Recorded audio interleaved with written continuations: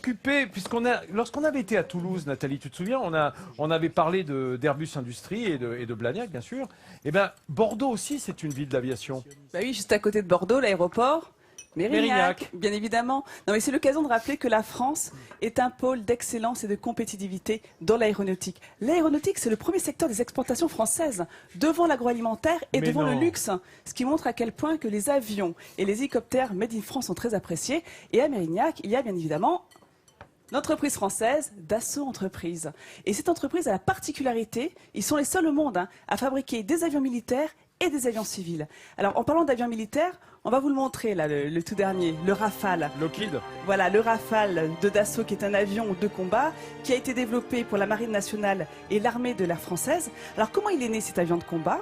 À la fin des années 70, les armées françaises expriment le besoin d'un nouvel avion de combat polyvalent. Donc, le programme Rafale est lancé en 88 et il est livré à partir de 98. Le savoir-faire français dans ce domaine est très prisé. C'est la raison pour laquelle, là encore, en 2015, on a eu l'Égypte, l'Inde et le Qatar qui ont commandé des avions militaires.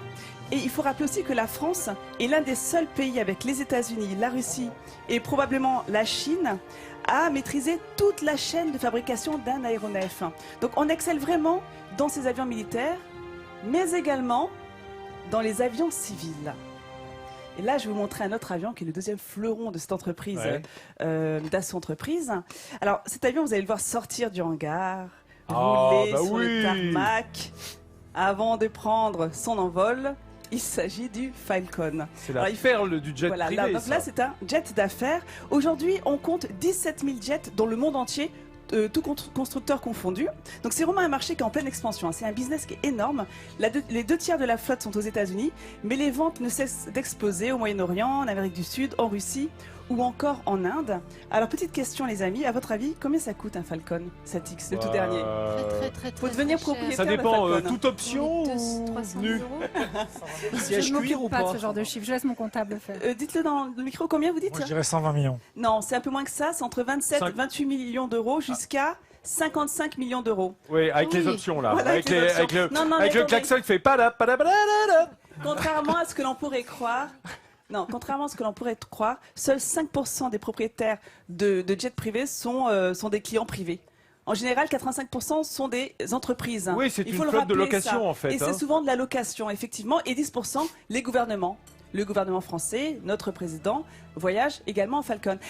Alors je sais que vous avez déjà voyagé dans des jets d'affaires, vous Jean-Pierre, plusieurs fois même. Oui, plusieurs fois, bien sûr. Et l'avantage, c'est le gain de temps, parce qu'on part du Bourget, le taxi vous amène au pied de l'avion, on prend l'avion directement, il n'y a pas les formalités. Surtout on repart quand on veut. Surtout on repart quand on veut. On se dépose au plus près de l'endroit, même dans des petits aérodromes. Donc voilà, l'intérêt, c'est le gain de temps. Mais c'est vrai qu'il faut rappeler, parce qu'on a toujours cette image des fauteuils en cuir très agréables, la moquette épaisse, mais une première classe dans un avion de ligne est tout aussi confortable, voire plus confortable. Non, mais c'est vraiment des avions avant tout d'entreprise, et 50% des usagers sont en général le middle management dans une entreprise. C'est pas toujours le chef d'entreprise. Le middle management, tu peux traduire pour nous? Ça va être des cadres, des cadres standards, parce que c'est un ingénieur qu'on va envoyer au nord de la Pologne rapidement parce qu'il faut vite intervenir. Donc voilà, tout ça pour dire que on a pas mal d'idées comme ça reçues autour de ces jets privés. Il faut dire qu'il y a de la concurrence. Il y a Bombardier. Il y a Bombardier, il y a Gulfstream l'américain et le canadien Bombardier. Voilà. Alors on va quitter l'univers. Les Français sont bien placés. On va quitter l'univers Dassault, Bombardier, Gulfstream pour vous parler d'un autre avion que j'aime beaucoup parce que c'est un petit bijou d'innovation. Et là, on est chez Airbus. Ça s'appelle l'Ifan. Regardez ce petit avion. C'est un biplace. Il est électrique. Il n'émet pas de CO2. Il est construit en fibre de carbone. Il est propulsé par 2 moteurs alimentés par des batteries.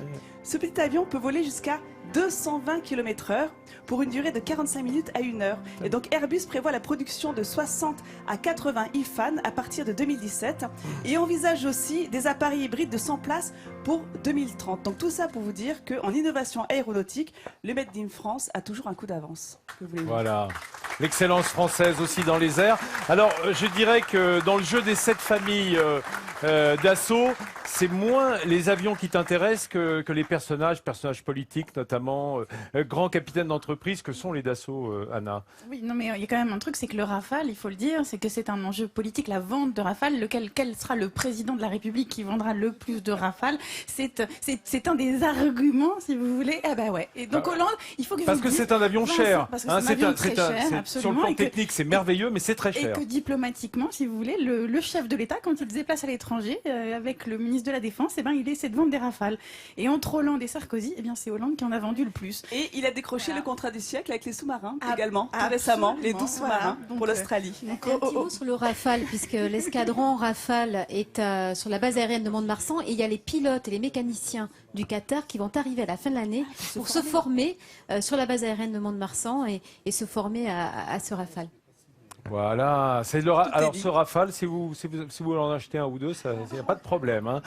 Anna, dans ton livre, quelques moments de vérité, et tu as ce genre de confidence de la part des grands commis de l'État, des hommes politiques, sur les marchés en fait commerciaux qui sont liés aux enjeux politiques. Est-ce qu'ils en parlent facilement? Non, ils en parlent pas facilement du tout. Mais c'est vrai que ça fait partie, si tu veux, des éléments qu'on va essayer de débusquer quand on fait mon job. Ça, c'est clair. Mais dans mon livre, moi, j'ai essayé de raconter les fêlures des êtres humains. Ouais. C'est-à-dire que, voilà, de montrer comment ça se passe quand le masque tombe et que vous avez des larmes, que vous avez de l'émotion, que vous avez des cris, que vous avez de la colère. Ouais, c'est-à-dire, c'est ça. Dans des interviews, tu as des cris parfois. Ah ouais, j'ai eu des cris avec Jean-Louis Borloo, par exemple. Borloo qui m'a terrorisée parce que il s'emportait, tu veux dire il était embrasé par la colère et donc oui absolument, mais j'ai des larmes aussi. Enfin, c'est ça que je cherche. Voilà, je cherche à traquer ça. La faille, la cassure, la fêlure, fêlures, l'humain derrière le personnage public, ouais, absolument. Et quand on y arrive, en fait, c'est des moments de grâce même quand il y a des hurlements, parce que c'est rare, parce que c'est précieux. Oui, voilà. Tout est tellement maîtrisé d'habitude. On est dans une configuration où en fait c'est les communicants qui ont pris le pas et tout le discours est même encodé. Donc il y a une sémantique, etc. Il ne faut pas sortir de cette sémantique, des éléments de langage. Et quand vous arrivez un peu magiquement parce que votre interlocuteur est fatigué ou qu'il en a marre dans la maîtrise, les défenses se sont relâchées. Que les défenses tombent, bah là c'est juste pour moi, c'est un moment de bonheur. Ouais. Et bah, tous ces moments de bonheur, on les retrouve dans quelques moments de vérité. Ton livre qui est déjà un gros succès d'édition et on est très content que tu viennes nous en dire quelques mots. On se pose sur les dizaines d'heures de dialogue, il n'y a que quelques moments de vérité, c'est ça le message qu'il faut entendre. Mais sur 15 ans, d'heures de dialogue, si j'ose dire. Ça fait 15 ans que je fais ce job. Quelques minutes sur 15 ans. Voilà, c'est bien déjà de les avoir. Mais ça fait un bouquin.